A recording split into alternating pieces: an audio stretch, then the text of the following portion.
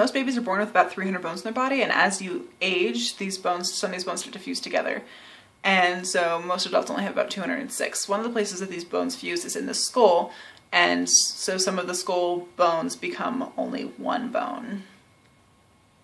Fact, more than half of these bones are contained within your hands and feet, with about 50 being in your feet and about 50 being in your hands.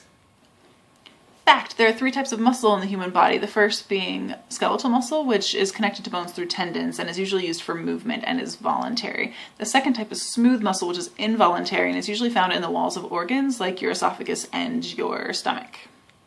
The third is cardiac muscle, which is involuntary but a lot like skeletal muscle, but it's only found in your heart.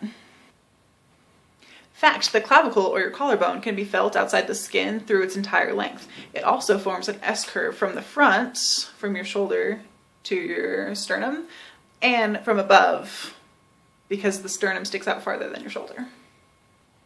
Between your clavicles, there's a dip called the suprasternal notch, or the jugular notch, which can be seen. Mine's not very prominent, but if you look at pictures, you can see one right there. On either side of that, there's 2 other notches, which are formed by your trapezius, your sternocleidomastoid, and the top of your clavicle, which kind of make your skin dip weird, which I find super weird. No lie, it totally wears me out. And the only name I can find for that furrow is the clavicular notch. But it's weird, so it probably shouldn't get a name.